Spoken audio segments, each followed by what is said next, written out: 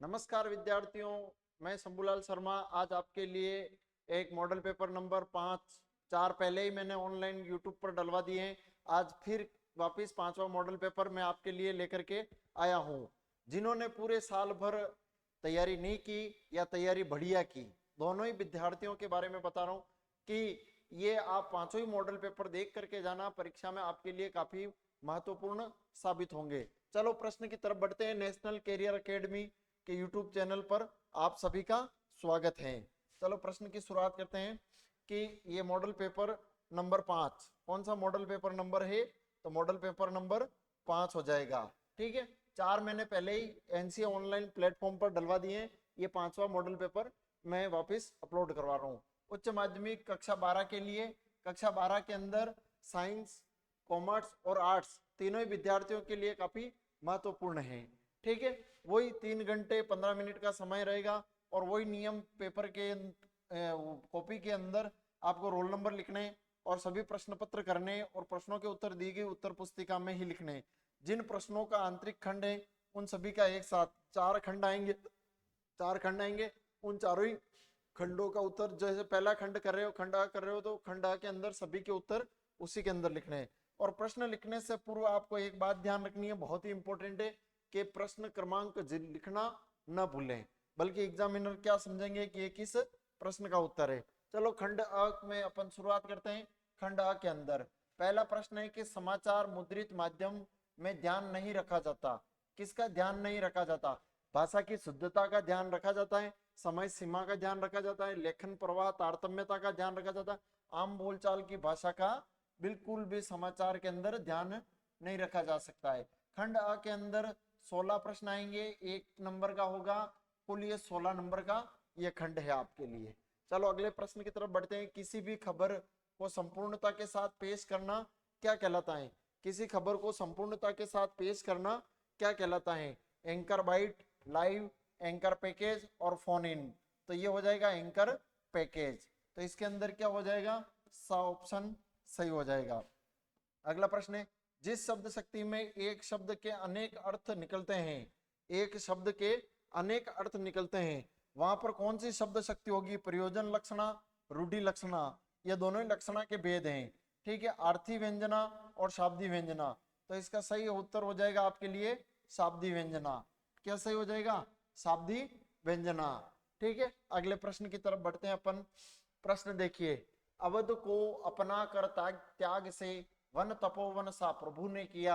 यहाँ पर भरत, भारत नहीं है, भरत ने उसके अनुराग से भवन में वन सा व्रत लिया। प्रस्तुत पंक्ति में किस अलंकार का प्रयोग किया गया है? किस अलंकार का प्रयोग किया गया है तो आपको बताना है। किस अलंकार का प्रयोग किया गया है?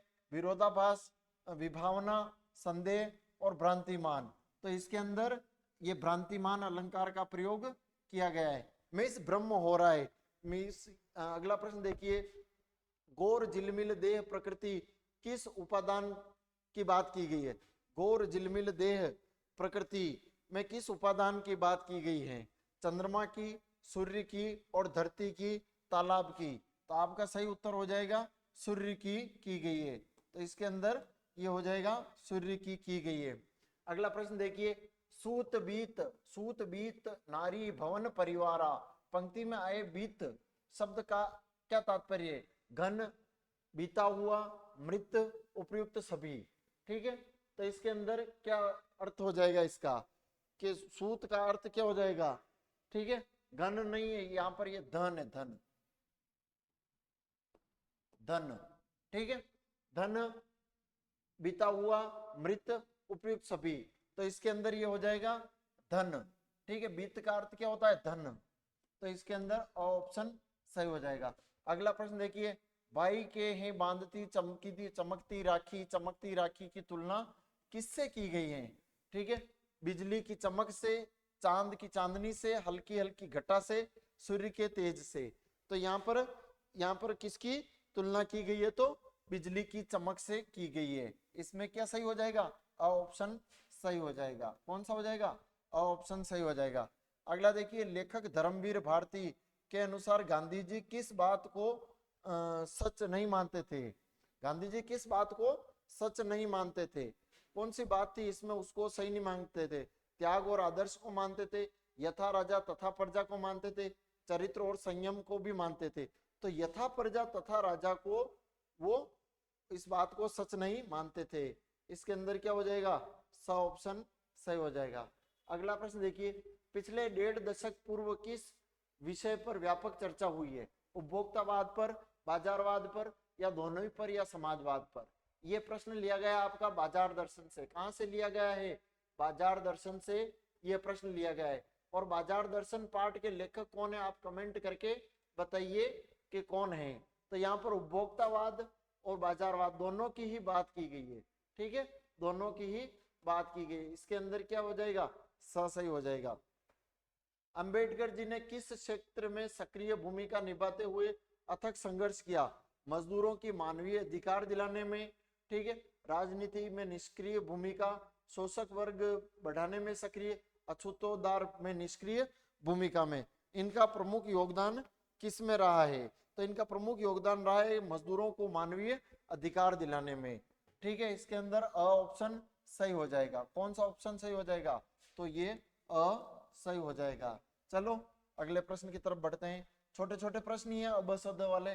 ठीक है, जीवन में प्राय सभी किसके साथ जीना पड़ता है? जीवन में प्राय सभी को किसके साथ जीना पड़ता है? सुख के साथ, बेपरवाही के साथ, कर्महीनता के साथ, नाम के विरोध के साथ? किसके साथ जीना पड़ता है ये बताना है। तो जीवन में प्राय सभी को किसके साथ जीना पड़ता है? तो यहाँ पर नाम के विपरीत, विरोधाभास के साथ जीना पड़ता है। तो इसके अंदर कौन सा ऑप्शन हो जाएगा? डी ऑप्शन हो जाएगा। आपको पेपर के अंदर अखंड के अंदर 16 प्रश्न आएंगे और 16 प्रश्नों के जवाब आपको अबसद में से 4 ऑप्शन मिलेंगे वहां पर। उन चारों में से ढूंढ करके आपको उत्तर देने हैं। अगला प्रश्न है, कौन सी बात यशोधर बाबू के बच्चों को अखरती थी? ठीक है, ऑफिस से लौटते वक्त साग सब्जी लाने की, ऑफिस से लौटते वक्त वे बिरला मंदिर जाकर प्रवचन सुनना, ऑफिस में बैठकर मातहतों से गपासप करना, ऑफिस से लौटते वक्त हर किसी के घर चले जाना। तो इसके अंदर वे ऑफिस से आते हुए वो रास्ते में बिरला मंदिर रुकते थे यशोधर बाबू। सिल्वर वेडिंग पार्ट से लिया गया है। यशोधर बाबू जब ऑफिस से आते थे, आते वक्त वो कहाँ पर रुकते थे? बिरला मंदिर रुकते थे। तो ये वाली बात उनको, परिवार वालों को नहीं जमती थी, तो ये वाली बात उनको अच्छी नहीं लगती थी। तो इसके अंदर क्या हो जाएगा? ब ऑप्शन सही हो जाएगा। आगे देखिए प्रश्न है, मोहनजोदड़ो में अब खुदाई बंद कर दी गई, क्यों? वह क्षेत्र पाकिस्तान के अधीन हो गया, सिंधु में पानी के रिसाव से, क्षार व दलदल की समस्या से, विश्व पुरातत्व विभाग की पाबंदी लगा देने पर, मौजूदा खंडहरों को ही तोड़ा जा रहा है। तो बताइए इसके अंदर कौन सा सही होगा? कमेंट करके बताइए आप। देखते हैं कौन सही बताता है। तो इसके अंदर यह है कि सिंधु के पानी के रिसाव से क्षार व दलदल की समस्या उत्पन्न हो रही थी, इस कारण से मोहनजोदड़ो की अभी वर्तमान में खुदाई बंद कर दी गई थी। अगला प्रश्न लिखिए कि लेखक भैंस चराते समय क्या क्या करने लगा? लो साहब, जूझ उपन्यास से लिया गया है। उसके लेखक है आनंद रतन यादव। कौन है? आनंद रतन यादव, जिनका शॉर्ट नाम है आनंद यादव। खेती के काम करने लगा, विद्यालय का गृह कार्य करने लगा, पत्थर तोड़ने व पेड़ काटने लगा, और फसलों व जंगली फूलों पर तुकबंदी करने लगा। तो इसके अंदर क्या सही होगा 14 के अंदर? कि वो फसलों व जंगली फूलों पर आनंद यादव क्या करने लगा? वो तुकबंदी करने लगा था। क्या करने लगा था? तुकबंदी करने लगा था। तो इसके अंदर क्या सही हो जाएगा? द सही हो जाएगा। अगला प्रश्न देखते हैं। ठीक है, सिंधु सभ्यता की खूबी उसका सौंदर्य बोध था। ठीक है, सिंधु सभ्यता की खूबी उसका सौंदर्य बोध था। समाज पोषित था, बी के अंदर राज पोषित था, सी के अंदर धर्म पोषित था, और डी के अंदर प्रकृति पोषित था। बताइए इसके अंदर कौन सा सही होगा? सिंधु सभ्यता की खूबी उसका सौंदर्य बोध था। तो इसके अंदर सही हो जाएगा, सिंधु सभ्यता एक समाज पोषित सभ्यता थी। तो इसके अंदर ये हो जाएगा ऑप्शन सही हो जाएगा। अगला प्रश्न, अंतिम प्रश्न है, माथा तो लोगों से क्या करना किशनदा की परंपरा में था? चलते चलते मजाक करना, बी के अंदर गप सपाट गपशप में समय बर्बाद करना, चाय पानी पीने में समय बर्बाद करना, कार्य के प्रति लापरवाही करना।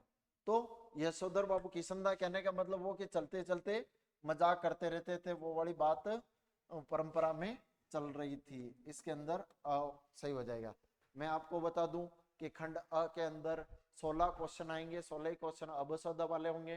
प्रश्न नंबर डालना और उसका उत्तर लिखना, पढ़ करके ध्यान से पढ़ना और उसके उत्तर लिखना। अगला इसी खंड अ के अंदर रिक्त स्थानों की पूर्ति करने वाला प्रश्न आता है। ठीक है, प्रांतीय आधार पर बोलियों का वर्गीकरण जिससे भाषा का रूप निर्मित होता है उसे क्या कहते हैं? उसे विभाषा कहते हैं। क्या कहते हैं? विभाषा कहते हैं। अगला देखिए, श्रीमान जी आप क्या चाहते हैं कि हम जोहड़ का पानी पीना शुरू कर दें? वाक्य में कौन सी शब्द शक्ति है? श्रीमान जी आप क्या चाहते हैं कि हम जोहड़ का पानी पीना शुरू कर दें? तो इसके अंदर यहाँ पर व्यंग्य कर रहा है, तो यहाँ पर व्यंजना शब्द शक्ति हो जाएगी। ठीक है, कौन सी शब्द शक्ति हो जाएगी? व्यंजना शब्द शक्ति हो जाएगी। अगला देखिए, जब सादृश्य के कारण एक वस्तु में अनेक वस्तुओं के होने की संभावना दिखाई पड़े, सादृश्यता के कारण एक वस्तु में अनेक वस्तु होने की क्या दिखाई दे? संभावना दिखाई पड़े और न निश्चय हो, तो वहां पर क्या हो जाएगा? संदेह अलंकार। न निश्चय हो तो वहां पर कौन सा अलंकार होगा? संदेह अलंकार। बड़ा इंपॉर्टेंट है। संदेह अलंकार की परिभाषा में से एक शब्द गायब कर दिया था, न निश्चय हो तो निश्चय न हो। तो यहां पर क्या हो जाएगा कि और निश्चय न हो तो वहां पर क्या हो जाएगा? संदेह अलंकार होता है। अगला है पारिभाषिक शब्दावली का कॉलेज शब्द का पारिभाषिक शब्द क्या होगा? इसका होता है सहकर्मी। क्या अर्थ होता है? सहकर्मी। अगला है खाली स्थान शब्द शक्ति में पाठक या श्रोता वास्तविक अर्थ ग्रहण करता है। रियल अर्थ, जो रियल बात की जा रही है उसका अर्थ ग्रहण किया जा रहा है, तो वो कौन सी शब्द शक्ति होगी? तो अभिधा होगी। कौन सी होगी? तो अभिधा शब्द शक्ति होगी।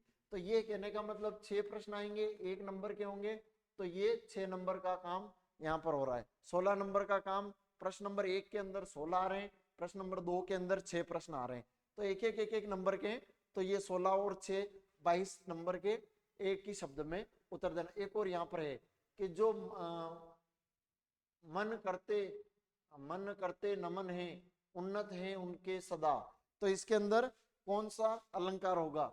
इसके अंदर बड़ा सरल सा ये विरोधाभास में कोई कार्य हो नहीं रहा है तो भी उसके विरोध का आभास हो रहा है, वहां पर विरोधाभास अलंकार हो जाएगा। प्रश्न नंबर 3 के अंदर ये हो जाएगा, एक गद्यांश आएगा, उसको ध्यानपूर्वक पढ़ करके अपने को क्या देना है? उत्तर देना है। ठीक है, गद्यांश देखते हैं कि देश की सर्वांगीण उन्नति और विकास के लिए देशवासियों में स्वप्रेम का होना आवश्यक है। किसका होना आवश्यक है? स्वप्रेम का होना आवश्यक है। जिस देश के नागरिकों में देश हित और राष्ट्र कल्याण की भावना रहती है वह देश उन्नतिशील होता है। जिस देश के अंदर नागरिकों में देश हित व राष्ट्र कल्याण की भावना रहती है वो देश क्या होता है? उन्नतिशील होता है। देश प्रेम के पूत पांव से मंडित व्यक्ति देशवासियों की हित साधना में, देशोद्धार में, राष्ट्रीय प्रगति में अपना जीवन तक न्यौछावर कर देता है। हम अपने देश के इतिहास पर दृष्टिपात करें तो ऐसे देशभक्तों की लंबी परंपरा मिलती है। उन्होंने अपना सर्वस्व समर्पण करके स्वप्रेम का अद्भुत परिचय दिया है। महाराणा प्रताप, वीर शिवाजी, सरदार भगत सिंह, महारानी लक्ष्मीबाई, लोकमान्य तिलक, महात्मा गांधी आदि ही हजारों देशभक्तों के नाम इस दृष्टि में लिए जाते हैं। हम अपने देश के इतिहास में देश प्रेम की एक गौरवपूर्ण परंपरा मिलती है। इससे हम देश हितार्थ सर्वस्व न्यौछावर करने की प्रेरणा प्राप्त करते हैं। चलो इसके अंदर प्रश्न देखते हैं कि उपयुक्त पद्यांश का शीर्षक क्या है। एक प्रश्न आएगा कि देश प्रेम का महत्व या स्वदेश प्रेम।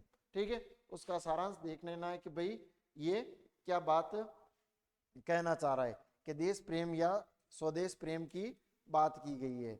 आगे का प्रश्न देखते हैं कौन सा है इसके अंदर। तो अगला प्रश्न है आपके कि लेखक के अनुसार कौन सा देश उन्नतशील होता है? बिल्कुल उन्नतशील होता है। लेखक के अनुसार उन्नतशील देश वह होता है कि जिसके नागरिकों में देश प्रेम और देश हित की भावना हो। देश प्रेम और देश हित की भावना होती है, वो ही देश उन्नति करता है। अगला प्रश्न देखते हैं, देशवासियों में स्व प्रेम का होना क्यों परमावश्यक है? कि देश का सर्वांगीण उन्नति और विकास के लिए स्व प्रेम होना आवश्यक है।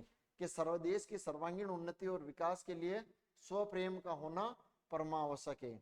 हमें अपने देश के इतिहास से क्या प्रेरणा मिलती है? हमें अपने देश के इतिहास से प्रेरणा मिलती है कि देश हितार्थ सर्वस्व न्योछावर करने की प्रेरणा मिलती है। देश के हित में अपना सब कुछ न्योछावर करने के लिए अपन तैयार रहते हैं। यही हमें क्या मिलती है? प्रेरणा मिलती है। लोक शब्द का मूल शब्द व उपसर्ग है। स्वदेश होता है, स्व उपसर्ग है और देश मूल शब्द है। ठीक है, हमें अपने इतिहास में कैसी परंपरा मिलती है? हमें अपने इतिहास में देश प्रेम की एक गौरव परंपरा मिलती है। देश प्रेम की इतिहास से हमें क्या मिलेगा? कि देश इतिहास से हमें देश प्रेम में एक गौरवपूर्ण परंपरा मिलेगी जिसका अपन निर्वहन करते हैं। अगला प्रश्न नंबर 4 के अंदर आ रहा है पद्यांश। पद्यांश के अंदर भी 6 प्रश्न आएंगे, उन 6 प्रश्नों का इसमें से पढ़ करके उत्तर देना है। शांति नहीं तब तक जब तक सुख भाग न नर का हो सम, नहीं किसी का बहुत अधिक नहीं किसी का कम हो, ऐसी शांति राज्य करती। ठीक है, तन पर नहीं हृदय पर, नर के ऊंचे विश्वासों पर, श्रद्धा भक्ति प्रणय पर, न्याय शक्ति का प्रथम न्यास, जब तक न्याय न आता जैसा भी हो महल शांति का दृढ़ नहीं रह पाता, कृत्रिम शांति सशंक आप अपने आप से डरती है, खड़ग छोड़ विश्वास किसी का कभी नहीं करती है। इस पद्यांश के अंदर क्या है? इसका शीर्षक क्या है? कि शांति के महत्व की बात की गई है। में शांति पूर्ण तरीके से कोई भी कार्य किया जाएगा वो कार्य सफल होगा। तो यहाँ पर शांति के महत्व की बात की गई है। ठीक है, और शांति के उद्भव। ठीक है, शांति का प्रथम न्यास किसे कहा गया है? शांति का प्रथम न्यास समाज में न्याय सुलभता, क्योंकि सबके साथ न्याय किया जाएगा और वहीं शांति स्थापित होगी। सबके साथ अगर आप न्याय करोगे तो ही शांति स्थापित होगी। अगला प्रश्न देखिए, कृत्रिम शांति सशंक आप अपने से ही डरती हैं, ऐसा क्यों कहा गया है? ठीक है, कृत्रिम शांति अधिक समय तक नहीं रह सकती क्योंकि उसके कभी भी समाप्त हो जाने की आशंका रहती है। एक तो शांति मन की शांति होती है और एक होती है कृत्रिम शांति। कृत्रिम शांति किसी के द्वारा दी गई शांति होती है, वो कुछ क्षणिक होती है, कुछ समय बाद समाप्त होती है। लेकिन मन की शांति अगर वास्तविक रूप से मिल जाए तो आत्मा प्रसन्न हो जाती है, वास्तविक शांति की प्राप्ति होती है, वास्तविक सुख की प्राप्ति होती है। आगे देखते हैं, न्याय समानता से स्थापित शांति का साम्राज्य किन स्थानों व किन भावनाओं पर स्थापित होता है? न्याय समानता से स्थापित शांति का साम्राज्य जनता के शरीर, हृदय और मानवता के दृढ़ विश्वासों पर, श्रद्धा भक्ति और प्रेम व्यवहार की भावनाओं पर स्थापित होता है। ठीक है, देखते हैं अगला प्रश्न। शांति नहीं तब तक जब तक सुख भाग न नर का सम हो, इस कथन का क्या तात्पर्य? जब तक मानव समाज में आर्थिक और भौतिक सुख सुविधा की दृष्टि से समानता स्थापित न हो, सभी का सुख समान न हो, तब तक शांति स्थापित करना संभव नहीं है। बड़े छोटे छोटे से क्वेश्चन है, कहीं पर कोई दिक्कत ही नहीं है। ठीक है, अंतिम प्रश्न है, खड़ग छोड़ विश्वास कौन नहीं करती?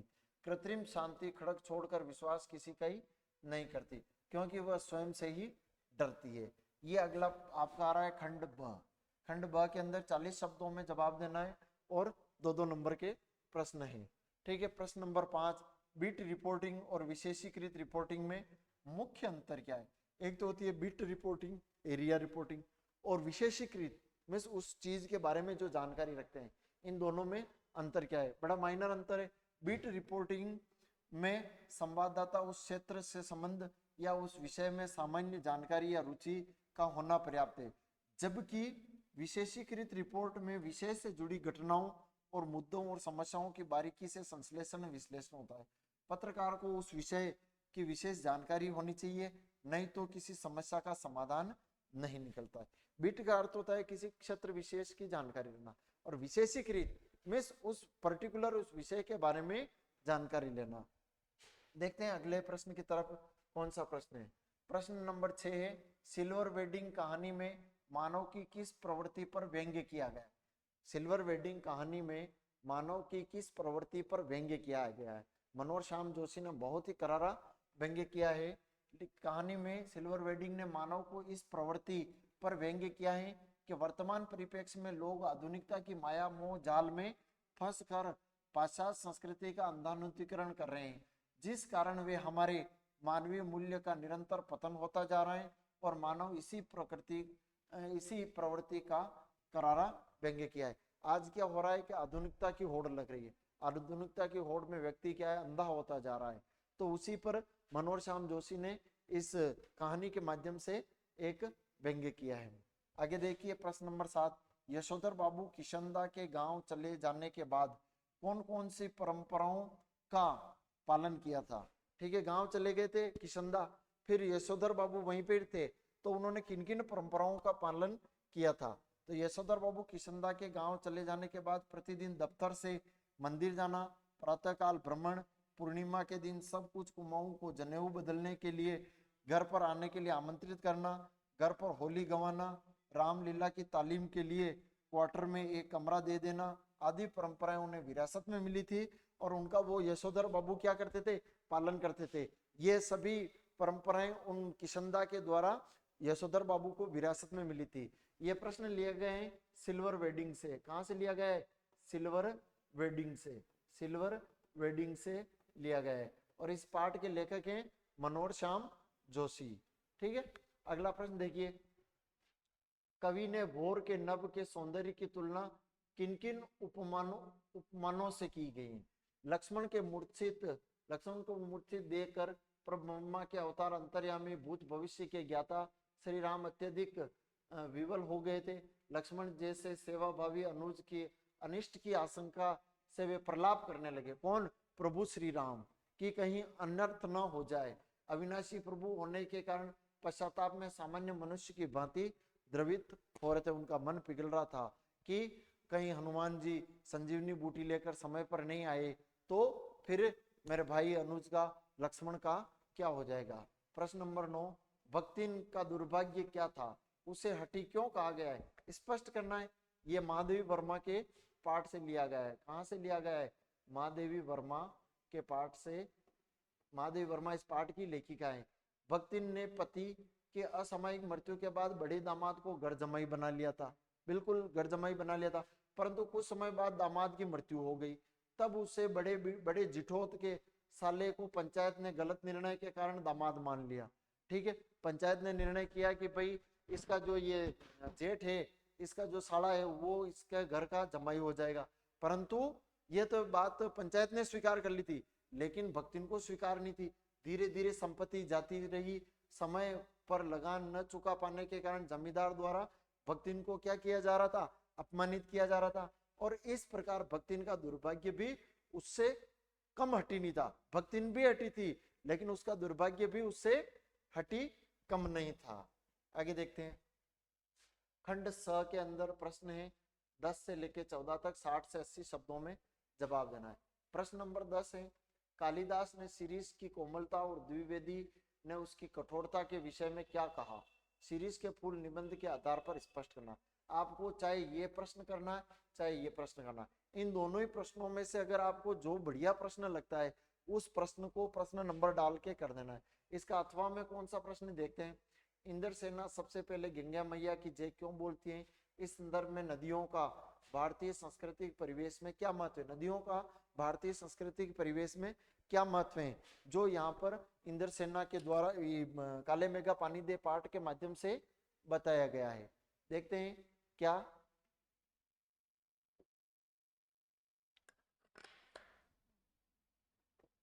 देखो, कालिदास संस्कृत साहित्य में शिरीष के फूल को अत्यंत कोमल माना गया है। ठीक है, कालिदास कहते हैं कि शिरीष का पुष्प केवल भंवरों के पैरों का ही भार सहन कर सकता है, पक्षियों का नहीं। इसके फूल इतने मजबूत होते हैं कि नए फूल के निकल आने के स्थान पर स्थान नहीं छोड़ते। जब तक नए फल पत्ते पुराने फलों को धकिया कर में धक्का दे करके धकिया कर बाहर नहीं कर देते, तब तक वे वहीं पर डटे रहेंगे। इन्हीं मजबूत पुरानी फूलों को लेखक ने नेताओं के संदर्भ में प्रयोग किया है। जब तक युवा पीढ़ी धकिया कर उन्हें सत्ता से बाहर नहीं करती, तब तक वे स्वयं नहीं करते। कालिदास जी ने कहा कि शिरीष का फूल बड़ा कोमल होता है, संस्कृत साहित्य में यह बात की गई। परंतु यहाँ पर शिरीष के फूल के माध्यम से बात की गई है कि शिरीष का फूल जब तक वो नहीं गिरता, मीन्स ये कि बड़ा कोमल होता है, मीन्स भंवरों के पैरों का भी वजन वो सहन नहीं कर पाता है। परंतु बात ये की गई है कि भंवरों के पैरों का भी वजन सहन नहीं कर सकता है, परंतु वो वहां से हटता नहीं है। ठीक है, नए फूल आकर के उसको धकिया कर का अर्थ होता है धक्का देकर के बाहर गिरा देते हैं। उसी प्रकार यहाँ पर लेखक ये हजारी प्रसाद द्विवेदी ये बात करना चाह रहे हैं कि समाज में जो पुराने नेता हैं वो क्या है, अपने पद लिप्सा, पद लालसा के कारण अपना पद छोड़ नहीं रहे, पद नहीं छोड़ रहे हैं, तो जो युवा नेता आ रहे हैं वो उनको धक्का दे करके बाहर कर रहे हैं, मीन्स अब तुम हटो यहाँ से, अब हमारा समय आ गया है। देखिए वहां पर ये प्रश्न अगला था अथवा वाला कि इंद्र सेना के बारे में बात क्या की गई है। ठीक है, इंद्र सेना सबसे पहले गंगा मैया की जय बोलती है, क्योंकि गंगा भारत की पूज्य और पवित्र नदी मानी जाती है। जल सिंचन से देश में अन्न उत्पादन होता है। गंगा नदी हमारी सांस्कृतिक आस्था और तट पर अनेक पवित्र तीर्थ केंद्र पर विद्यमान है, जिनका धार्मिक और सामाजिक जीवन पर विशेष महत्व किया गया है। इन कारणों से गंगा नदी का महत्व बताया गया है। तो आपको इनके उत्तर लिखने, प्रश्न को ध्यान से पढ़ना कि भाई प्रश्न कहना क्या चाह रहा है, बस उसी के अनुसार 40 से 50 शब्दों में उत्तर मांगा है तो आप 4 से 5 लाइनें, 7-8 लाइनें भी हो सकती है, कहीं कोई दिक्कत ही नहीं है, परंतु बात सटीक होनी चाहिए। अगर उत्तर आप सटीक दोगे तो प्रश्न आप उसके नंबर भी आपको आराम से बढ़िया नंबर मिलेंगे। देखते हैं अगला प्रश्न है, कैमरे में बंद अपाहिज पर कविता व्यावसायिक दबाव के तहत एक व्यक्ति के संवेदनहीन रवैयों को प्रस्तुत करती है। इस कथन की क्या करनी है, समीक्षा करनी है। या फिर अथवा वाला देखिए, जन्म से ही वे अपने साथ लाते हैं कपास। बच्चा जब जन्म लेता है तब बड़ा कोमल ही होता है। कपास के बारे में सोचे और कपास में बच्चों का क्या संबंध बन सकता है बताइए। कवि ने बताया कि टीवी के लोग स्वयं को बहुत ही बड़ा ताकतवर समझते हैं। टीवी पर व्यक्ति को बहुत ही बड़ा ताकतवर समझते हैं। इस कविता में एक दुर्बल दिव्यांग व्यक्ति है, वह विवश है, उसे दूरदर्शन के व्यापारीकरण का हिस्सा बनना पड़ता है। दूरदर्शन पर सामाजिक कार्यक्रम के नाम पर लोग सुख दुख दर्द बेचने का काम करते हैं। दिव्यांग के दुख दर्द और मान सम्मान की कोई परवाह नहीं होती है। वे अपने कार्यक्रम को लोकप्रिय और रोचक बनाना चाहते हैं, उसे कमाई हो सके। इसी प्रकार कविता ने मीडिया का बाजारीकरण प्रस्तुत किया। बिल्कुल कैमरे में बंद अपाहिज, एक अपाहिज को क्या करेंगे, कैमरे के सामने लाएंगे और उसको बिठा देंगे, बिठा करके पूछेंगे कि क्या आप अपाहिज हैं। ठीक है, ये कौन सा प्रश्न हुआ, आप अपाहिज क्यों हैं। दूसरा प्रश्न, आपको अपाहिज होकर कैसा लगता है। मैं बड़े तीनों ही प्रश्न बड़े बेतुक के प्रश्न पूछे जा रहे हैं। वो मीडिया के द्वारा कहने का मतलब ये कि वो उनकी टीआरपी ज्यादा लेनी है, उनको पॉपुलर ज्यादा होना है, इसलिए एक विकलांग को लाएंगे। अब वो अपाहिज है, दिख रहा है अपाहिज है, अपाहिज क्यों है भाई, ईश्वर क्या दिया हुआ है। अपाहिज होकर कैसा लगता है, किसी को बढ़िया लगता है कि अपाहिज होकर। मीन्स ये कि उस खबर को बढ़िया बड़ा चढ़ा के पेश करना ताकि वो दर्शकों को ज्यादा बता सके। ठीक है, ये बात इस प्रश्न के अंदर कहना चाह रहा है। कपास का दूसरा नाम है रुई। कपास बहुत ही हल्की, कोमल और गद्देदार और चोट सहने में समर्थ होती है। बच्चे भी हल्के फुल्के, कोमल, नाजुक और चोट सहन करने में क्षमता। यहाँ पर बच्चों की तुलना कपास से की गई है। बच्चों की तुलना किससे की गई है, कपास से की गई है। इसी कारण वे पतंग उड़ाते समय, खेलते समय खूब भाग दौड़ कर पाते हैं। उसमें बच्चे उपमेय तथा कपास उपमान होने से बच्चों का कपास में उपमेय उपमान का संबंध बनता है। में इस कपास की तुलना बच्चों से की गई है। जितना कपास कोमल होता है उतना ही बच्चे कोमल होते हैं, वो वाली बात यहाँ पर की गई है। अगला प्रश्न है, प्रश्न नंबर 12 है, कुलधरा गांव कहाँ स्थित है। ठीक है, लेखक ने मूंजोदड़ो के घरों में खंडहरों में टहलते हुए उसे किसकी याद आ गई। बहुत ही शानदार प्रश्न है, इंपॉर्टेंट प्रश्न है। अगला है इसका अथवा वाला प्रश्न है, यशोधर बाबू अपने ही घर में पूरी तरह बेचारे असहाय हो चुके थे, सिल्वर वेडिंग कहानी के आधार पर सिद्ध कीजिए। दोनों ही प्रश्न बहुत बढ़िया प्रश्न है कि यहाँ पर बात की गई है कुलधरा गांव। कुलधरा गांव जैसलमेर, राजस्थान के जैसलमेर जिले के एक मुहाने पर बसा हुआ खूबसूरत गांव है। इस गांव के अंदर सभी मकान पीले पत्थरों से बने हुए हैं। इसकी खूबसूरत में हरदम एक गमी व्याप्त है। में गांव बड़ा खूबसूरत है परंतु वहां पर गमी है। कोई 150 साल पहले राजा से तकरार पर स्वाभिमानी गांव का हर बासिंदा गांव छोड़कर चला गया था। मीन्स राजा से क्या हो गई थी, तकरार हो गई थी, तो मीन्स ये कि सभी लोग वहां से चले गए, दरवाजे असबाब लोग उठाकर ले गए और किसी यह बनी हुई खंडर हो गए। अब खंडर में लोग के लौट आने का इंतजार कर रहे हैं। ठीक है, ये कुलधरा गांव की स्थिति बताई गई है, राजस्थान के जैसलमेर जिले के अंदर स्थित है। ठीक है, अगला प्रश्न, यशोधर बाबू अपने ही घर में पूरी तरह बेचारे और असहाय बिल्कुल हो चुके थे, क्योंकि वो बड़ा बेटा जो भूषण था वो 1500 रुपये माहवार के विज्ञापन संस्थान में नौकरी लग गया था। ठीक है, तो अब वहां पर क्या है कि पूरा घर आधुनिक हो रहा था, मीन्स काम कमाई ज्यादा होने लग गई थी, तो उन्होंने अपनी पूरी परंपराएं छोड़ दी थी, उस पर बात की गई है। यशोधर बाबू अपने ही घर में लाचार, बेचारे और असहाय हो चुके थे। उनके बच्चों में आधुनिकता के दबाव में आकर उन्होंने लगभग नकार दिया था। बच्चे, पत्नी सब उनको नकार रहे थे, न तो वे उनका सम्मान करते और न ही उनसे कोई सलाह लेते थे और न ही उनका किसी प्रकार का कोई सहयोग करते थे। वे उनकी हर आदत और हर चीज की उपेक्षा करते थे। कौन? उसके बच्चे और पत्नी। बच्चों का मन रखने के कारण एक साइकिल छोड़नी पड़ती थी, उनमें भी इतनी हिम्मत नहीं रही कि वे बच्चों से किसी बात को मनवा सके। वे अपने ही घर में अकेले और बड़े असहाय हो चुके थे। अगला प्रश्न आएगा, प्रश्न नंबर 13, जो 3 नंबर का प्रश्न आएगा कि एक कवि परिचय लिखना है, फिराक गोरखपुरी का कवि परिचय और बाबा साहब का कवि परिचय। इनमें से आपको जो बढ़िया कवि परिचय लगे आपको याद करके जाना है। गद्य से 4-5 कवि परिचय और पद्य से 3-4 कवि परिचय, इनको याद करके जाना। एक तो गद्य का कवि परिचय मिलेगा और एक पद्य का कवि परिचय मिलेगा। इन दोनों में से आपको जो कवि परिचय बढ़िया आता हो वो लिख देना, पूरा का पूरे पॉइंट बना के, तो आपको अच्छे नंबर इसमें मिल जाएंगे। ठीक है, ये कवि परिचय है इसका। आगे बढ़ते हैं। देखिए ये गजब फिराक गोरखपुरी का कवि परिचय था, ये बाबा साहब अंबेडकर का कवि परिचय है, तो इसको याद करके आपको लिखना ही पड़ेगा। ठीक है, इनकी प्रमुख रचनाएं हैं, कौन सी है कि the caste in India, their mechanism, Buddha's his Dhamma, the side in follow, the Hindu women, annihilation of the caste, Buddhism and communication, ये प्रमुख इनकी रचनाएं हैं। इनकी पत्रिकाएं मुख्य नायक, बहिष्कृत भारत, जनता और भारतीय संविधान के निर्माता, आधुनिक भारत के निर्माता बाबा साहब अंबेडकर को कहा जाता है। ठीक है, अंत में इन्होंने बौद्ध धर्म ग्रहण कर लिया था और ये बौद्ध मत के अनुयायी हो गए थे। अगला प्रश्न नंबर 14 आएगा आपके, एक तो आएगा आलेख और एक आएगा फीचर। ठीक है, एक आएगा आलेख, प्रश्न नंबर 14 एक आलेख का आएगा, एक फीचर का आएगा। आपको आलेख बढ़िया लिखना है और फीचर भी बढ़िया लिखना है। देखते हैं कि स्त्री शिक्षा का महत्व। स्त्री शिक्षित हो रही है, उसका समाज में, देश में, परिवार में, गांव में, गली में क्या महत्व है, उसके बारे में आपको आलेख लिखना है। सभ्य समाज, विकसित राष्ट्र में पुरुष के समान ही स्त्री शिक्षा का विशेष महत्व है। स्त्रियों की शिक्षा का क्या है? विशेष महत्व है। किसके लिए? एक विकसित राष्ट्र के लिए और एक सभ्य समाज के लिए। यत्र नार्य पूजन्ते रमन्ते तत्र देवता। आदि काल में हमारा देश नारी पूजक रहा है। शिक्षित नारी है तो 2 कुलों का उद्धार करती है। नारी का अशिक्षित रहकर राष्ट्र की आधी क्षमता का विनाश करना।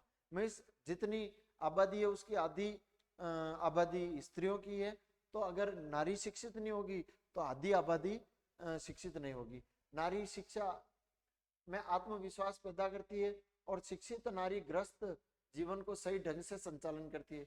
बच्चों पर पिता की अपेक्षा माता का विशेष प्रभाव पड़ता है, वह अपनी संतान को योग्य नागरिक बनाती है। हमारे समाज में पुरुष प्राय घर के बाहर रहते हैं, नौकरी व्यवसाय के कारण घर के काम नहीं कर पाते हैं। ऐसी दशा में गृहिणी यदि शिक्षित होगी तो घर के सारे काम समझदारी से करती रहेगी और उचित सलाह देती है कि शिक्षित स्त्री पुरुषों के समान सारे काम में सफल रहती है। वे नौकरी, व्यवसाय, चिकित्सा आदि विविध क्षेत्रों में अपना योगदान सिद्ध कर रही है और इस तरह समाज में स्त्री शिक्षा का महत्व सर्वोपरि बताया गया है। या तो फिर ये करना या फिर आलेख या फीचर में कोई भी अंतर लिखना है। ये जो अंतर दिए गए हैं वो अंतर देखना। ठीक है, ये अंतर बताए गए, वो अंतर आपको लिख देने हैं, पढ़ना आपको इसको।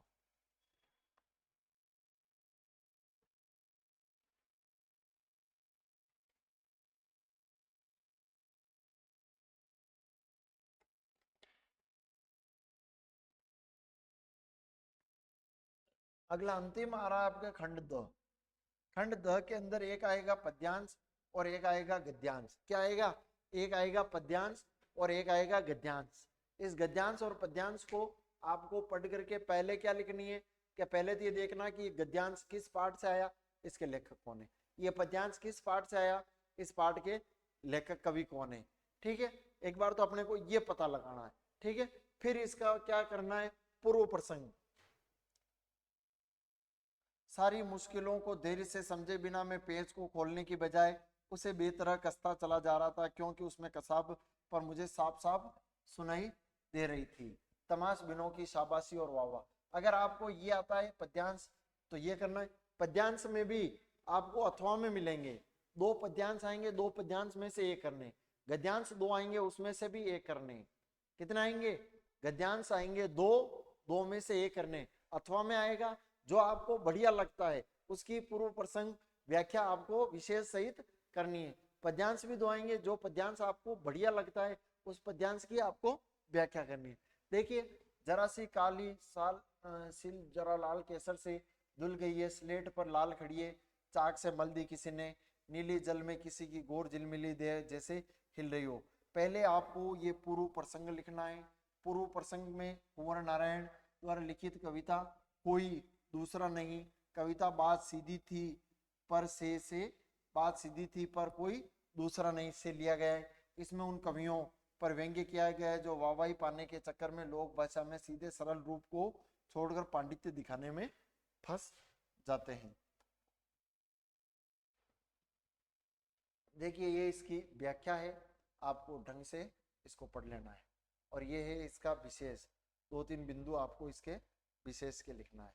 फिर ये अथवा वाली आएगा, इसमें भी वही पूर्व प्रसंग लिखना है पहले कि कौन सा कवि है और ये कहाँ से ली गई है। तो उषा पाठ से ली गई है। सूर्योदय से पहले पल पल बदलता प्रकृति का बेस, ये आपको व्याख्या लिखनी है। और ये इसके आगे देखिए, वही कारण है कि यहाँ पे आपको व्याख्या और ये आपको विशेष के अंदर कवि उषा काल के सूर्योदय, सूर्य की लाल और पीली श्वेत आभा का वर्णन किया जा रहा है। भाषा भावानुरूप सुबोध और उत्प्रेक्षा अलंकारों का प्रयोग किया गया है। ये आपको ये जानकारी इसके अंदर देनी है। ठीक है, आप पढ़ लेना इसको, मैं ज़्यादा समय नहीं लूँ। वही पहले पद्यांश, दो पद्यांश थे, दो पद्यांश में से आपको एक पद्यांश करना था। यहाँ पर दो गद्यांश है, एक तो ये गद्यांश है, एक ये गद्यांश है। परंतु यहाँ पर क्या है, अथवा है। चाहे आपको ये बढ़िया लग रहा है तो ये करो, चाहे ये बढ़िया लग रहा है तो ये करो। इनमें से जो आपको बढ़िया लगे वो आपको करना है। एक पद्यांश ये सॉरी एक गद्यांश ये, एक गद्यांश ये। ठीक है, ये गद्यांश देश में कितनी क्षति होती है, इस तरह अंधविश्वासों में कौन कहता है कि इंद्र की सेना अगर इंद्र महाराज से पानी दिलवा सकते हैं तो खुद अपने लिए क्यों नहीं मांग लेते, क्यों मोहल्ले भर का पानी नष्ट करवाते हैं। ये काले मेघा पानी दे से लिया गया है। कहाँ से लिया गया है, काले मेघा पानी दे, काले मेघा पानी दे। कौन से पाठ से लिया गया है, काले मेघा पानी दे पाठ से लिया गया है। इस पाठ के लेखक है धर्मवीर भारती। कौन है, धर्मवीर भारती हैं। ठीक है, अगला देखिए, जेठ की जलती हुई धूप में जबकि धरित्री निर्धूम अग्निकुंड बनी हुई है, शीर्ष नीचे से ऊपर तक फूलों से लद गया था। कम फूल इस प्रकार की गर्मी से फूल सकने की हिम्मत करते हैं। कर्णिका मिस करेण अर्घवद में समलतास की बात मैं भूल नहीं रहा हूँ कि वे कभी आसपास बहुत हैं, लेकिन शीरीष के साथ आगवद की तुलना नहीं की जा सकती। वह 15-20 दिन बाद के लिए फूलता है। शीरीष का फूल क्या करता है, अर्घवद की तुलना नहीं की जा सकती क्योंकि वो 15-20 दिन के लिए फूलता है। बसंत ऋतु के पलाश की भांति कबीरदास ने इस तरह 10-15 दिन के लिए लग उठना पसंद नहीं था। वह क्या जो 10 दिन फूले फिर खंकड़ के खंकड़ भये पलाश। ठीक है, खंकड़ के खंकड़ भये पलाश, ये आपके लिया गया था। ये सीरीज के फूल पाठ से लिया गया था और उस पाठ के लेखक थे हजारी प्रसाद द्विवेदी। कौन थे उस पाठ के लेखक, हजारी प्रसाद द्विवेदी। यही वही बात पूर्व प्रसंग पहले के धर्मवीर भारती का मैंने पहले ही बता दिया आपको, काले मेघा पानी दे पाठ से लिया गया है और यही आपको इसकी व्याख्या लिखनी है। ठीक है, इसके अंदर क्या बातें की गई है ये व्याख्या आपको लिखनी है। ठीक है, ध्यान से पढ़ लो इसको आप आराम से वीडियो को पॉज करके।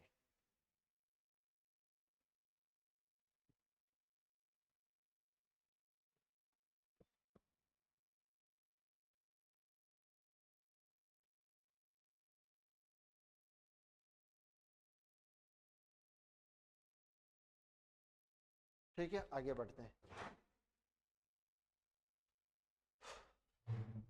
ये विशेष एक दो बिंदु लिखने हैं इसमें, वही अथवा का, जैसे कि ये हजारी प्रसाद द्विवेदी, ठीक है, सीरीज के फूल पाठ से लिया गया है। ठीक है, इसमें लेखक ने सीरीज के फूलों की विशेषता बताई गई है। पूर्व प्रसंग लिखना है, फिर व्याख्या लिखनी है। थोड़ी इस पे बात कर लेते हैं। जेठ मास में सूर्य की गर्मी इतनी तेज हो जाती है कि संपूर्ण धरती धुआं रहित अग्निकुंड हो जाती है। कहने का तात्पर्य यह है कि सूर्य की तीव्र गर्मी से धरती आग की तरह जलती है, जिससे अधिकतर पेड़ पौधे क्या होते हैं, झुलस जाते हैं। किंतु ऐसी परिस्थिति में शिरीष का पेड़ ऊपर से नीचे तक फूलों से खिले रहते हैं कि गर्मी के प्रकोप का उन पर जेठ पर कोई प्रभाव नहीं पड़ता। तेज गर्मी से कम ही पेड़ फलने फूलने की हिम्मत रखते हैं। वैसे तो आसपास की कर्णिका और अमलतास के पेड़ हैं, किंतु शिरीष के साथ अमलतास के फूलों की तुलना नहीं की जा सकती। अमलतास का पौधा तो फूलों सहित केवल 10-15 दिन के लिए ही फूलता है, और जिस तरह पलाश, पलाश किसे कहते हैं, खाकरे का पेड़ होता है वो, पलाश के फूल सिर्फ बसंत ऋतु में फलता फूलता है। संत कबीरदास ने इस तरह 15 दिन के लिए फूलने महकना पसंद नहीं था। उनका मानना था कि 10 दिन के लिए खिलने के बाद फिर ठूंठ का ठूंठ हो जाता है, अच्छी बात तो नहीं है। फिर वे भाषा में कहते हैं कि 10 दिनों तक फूल कर खिलकर पलाश फिर से खंखड़ में शुष्क हो जाता है। ऐसे पलाश की शोभा से क्या वर्णन है, जीवन शक्ति से भरपूर नहीं है। ऐसे में द्विवेदी कहते हैं कि उसी प्रकार जैसे पूंछ वाले जानवरों से तो लंडूरा अर्थात पूंछ विहीन ही रहना ही अच्छा है। ठीक है, लेखक का संकेत है कि उन बड़े बड़े दिखावटी और भ्रष्ट नेताओं की तरफ भी उनका महत्व कम करने के लिए यहाँ पर ये विशेष लिख देना और ये दो बातें लिख देनी इसका उपसंहार के रूप में। ठीक है, अगला प्रश्न नंबर 17 है। 17 के अंदर क्या है कि अधिशासी अभियंता अजमेर विद्युत परियोजना की ओर से सामग्री क्रय करना है। मोर बंद क्या करनी है, निविदा, निविदाएं आमंत्रित करनी है। उसके लिए निविदा सूचना प्रपत्र तैयार करना है। ठीक है, या तो ये कर दो निविदा, या फिर संस्था प्रधान की ओर से पुलिस अधीक्षक एसपी साहब को यातायात के लिए एक उचित प्रारूप का ज्ञापन पत्र लिखिए, जिसमें अपने विद्यालय परिसर में विद्यार्थियों के लिए प्रशिक्षु अनुज्ञप्ति पत्र, जिसे कहते हैं लाइसेंस, जिसे क्या कहते हैं, लाइसेंस। ठीक है, शिविर लर्निंग लाइसेंस ये लिख रखा है। प्रशिक्षु अनुज्ञप्ति पत्र में लर्निंग लाइसेंस का कैंप लगाने का अनुरोध करना है। ठीक है, ये निविदा आपको तैयार करनी है। सबसे पहले आपको यहाँ पर निविदा अगर तैयार करते हो तो निविदा, यहाँ पर निविदा लिखना है, उस विभाग का नाम लिखना है, स्थान का नाम लिखना है। कॉपी के इस तरफ तो आपको क्या लिखनी है, दिनांक लिखनी है, इस तरफ क्रमांक, पत्र क्रमांक, और फिर कहने का मतलब ये जानकारी लिखनी है। इस तरफ दिनांक लिख देनी। अगर पेपर में अगर कोई दिनांक दे रखी है तो आप वो वाली दिनांक लिख देना, या फिर नहीं है तो आप जिस दिन परीक्षा हो उस दिन की लिख देना। कार्यालय अधिशासी अभियंता अजमेर विद्युत परियोजना अजमेर इच्छुक निविदाताओं से मोहरबंद निविदाएं आमंत्रित करता है। संक्षिप्त विवरण, यहाँ पर कार्यालय का नाम लिखना है, जो भी कार्यालय, अनुमानित राशि कितनी है, धरोहर राशि कितनी है, निविदा प्रपत्र का मूल्य क्या है। ठीक है, ये छोटी छोटी जानकारी। वेबसाइट पर निविदा प्रपत्र की तारीख क्या है, निविदा जमा कराने की तिथि क्या है, निविदा खोलने की तारीख क्या है, उपकरण सामग्री कौन सी साइट पर मिलेगी और किसके द्वारा ये जारी किया गया उसका पद नाम लिख देना है। या तो ये कर लेना, या फिर अथवा में आप एक कैंप लगवा दो अपने विद्यालय में, एसपी साहब से कह के कि भाई हमारे विद्यालय के विद्यार्थियों का लर्निंग लाइसेंस बनाना है, जिसे कहते हैं अनुज्ञप्ति पत्र, लर्निंग लाइसेंस कैंप बनाना है। यहाँ पर वही लिखना है, ज्ञापन लिखना है। ज्ञापन के अंदर पत्र क्रमांक इधर आ जाएंगे और वर्ष आ जाएगा, इधर आपके ये दिनांक आ जाएगी। ठीक है, श्रीमान एसपी पुलिस अधीक्षक महोदय यातायात पुलिस जालोर का नाम लिख दो, कुछ भी पेपर के अंदर जो नाम हो वो लिख देना आप तो। ठीक है, नहीं हो तो ABC लिख देना या क ख ग लिख देना। जिले का नाम पेपर में नहीं हो तो नहीं लिखना, पेपर के प्रश्न के अंदर लिख रखा हो तो आप लिख देना। विद्यार्थियों के लर्निंग लाइसेंस कैंप के संबंध में महोदय जी निवेदन है कि इस वर्ष हमारे विद्यालय के आसपास क्षेत्रों में छात्रों ने उच्च कक्षाओं में प्रवेश लिया है। सभी नवप्रवेशित वाहन चलाने के लिए ड्राइविंग लाइसेंस बनाने के इच्छुक हैं, मुख्य परिवहन कार्यालय दूर होने के कारण लर्निंग लाइसेंस नहीं बनवा पा रहे हैं, अतः इस संबंध में हमारे विद्यालय परिसर में एक कैंप लगाकर यह कार्य करवाया जाए आपकी सभी की सुविधा के लिए। अतः आपसे प्रार्थना है कि परिवहन विभाग को निर्देशित देकर हमारे विद्यालय में लर्निंग लाइसेंस का एक शिविर लगाने की कृपा करें। इसके लिए संस्थान की ओर से पूर्ण सहयोग दिया जाएगा। हम आपके आभारी रहेंगे। धन्यवाद। भवदीय अगर पद नाम दे रखा हो तो ठीक है, न्यू हो तो हस्ताक्षर, प्रधानाचार्य, स्कूल का नाम दे रखा हो तो ठीक है, न्यू। अगर पेपर प्रश्न के अंदर विद्यालय का नाम, जिले का नाम दे रखा हो तो ही लिखना, बाकी कुछ नहीं लिखना। बाकी आप अ ब स लिख देना या क ख ख लिख देना, ठीक है। या तो नाम पेपर में हो तो ही लिखना, बाकी मत लिखना। आगे देखिए, प्रश्न नंबर अंतिम है और एक विषय पर 300 शब्दों में निबंध लिखना है। समाज में मीडिया की भूमिका, युवा पीढ़ी व देश का भविष्य, कैशलेस अर्थव्यवस्था के रूप में चुनौती का सकारात्मक, आत्मनिर्भर भारत। ठीक है, मैंने यहाँ पर लिखा है कि समाज में मीडिया की क्या भूमिका है। मीडिया की बहुत ही बढ़िया भूमिका है। तो आपको पहले प्रस्तावना लिखनी है, भारत में मीडिया क्या है, मीडिया क्या होता है, मीडिया सूचना प्रौद्योगिकी का लाभ, मीडिया का विकास, और लास्ट में उपसंहार। ठीक है, ये बातें आपको लिखनी है। पहले ही पहला आपको प्रस्तावना लिखनी है। क्या लिखनी है? प्रस्तावना लिखनी है। प्रस्तावना में उस निबंध की आप जो भी शुरुआत कर रहे हो, उस निबंध की शुरुआत के अंदर जो भी बातें आ रही है, उन बातों को आपको उसकी शुरुआत करनी है। ठीक है, कि प्रस्तावना आधुनिक युग में कंप्यूटर क्रांति के कारण सूचना प्रौद्योगिकी के क्षेत्र में सर्वाधिक प्रगति हुई है। अब पूरे विश्व में आर्थिक दृष्टि से समाज में आदान प्रदान करने वाले समाज का सदस्य बन जाए। मैं इस कंप्यूटर के बारे में ये सब बातें बतानी है। दूसरा है भारत में मीडिया और सूचना प्रौद्योगिकी। हमारे देश में कहने का मतलब मीडिया की शुरुआत कब हुई, कंप्यूटर की क्रांति कब से आई, इस सब का आपको हवाला देते हुए वो बातें करनी है। तीसरी बात लिखनी है मीडिया। मीडिया का विकास किस प्रकार से हुआ, सूचना प्रौद्योगिकी का विकास किस प्रकार से हुआ। आज सूचना आईटी के बारे में काफी प्रोत्साहन दिया जा रहा है गवर्नमेंट के द्वारा। बैंक, कृषि, बीमा के साथ साथ शिक्षा के क्षेत्र में भी इसका काफी योगदान है। देखिए आगे कि इसका क्या क्या काम है भाई, के आईटी किस किस क्षेत्र में काम आती है, वो सब का आपको हवाला देना है। चौथी बात लिखनी है मीडिया के लाभ क्या क्या है। ठीक है, आपको इसके सूचना प्रौद्योगिकी के लाभ जो भी हैं, उन सब लाभों को कहने का मतलब यहाँ पे लिखना है। मैं अब इतना पढ़ के नहीं बता रहा हूँ, आप इसको आराम से वीडियो को रोक करके पढ़ लेना। ठीक है, आगे देखते हैं। और अंत में आएगा इसका उपसंहार। क्या आएगा? उपसंहार। किसी भी निबंध की शुरुआत में पहले आपको प्रस्तावना लिखनी है। प्रस्तावना पहला बिंदु होगा, फिर उसके लाभ, महत्व, दुरुपयोग, हानियां, गुण, दोष सब बताते हुए अंत में क्या आ जाएगा? आपका उपसंहार आ जाएगा। क्या आ जाएगा? उपसंहार आ जाएगा।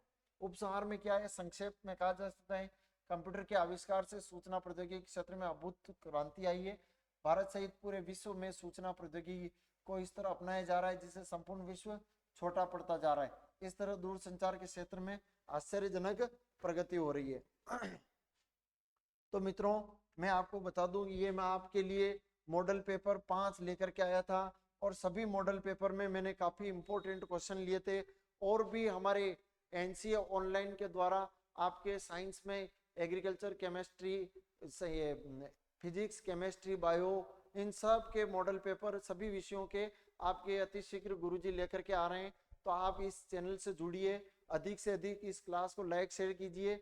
और जो कहने का मतलब कम पढ़े हैं वो इनको देखें, जिन्होंने बहुत बढ़िया पढ़ाई की है वो भी इन वीडियो को देखें, ताकि आपके अच्छे नंबर आ जाए।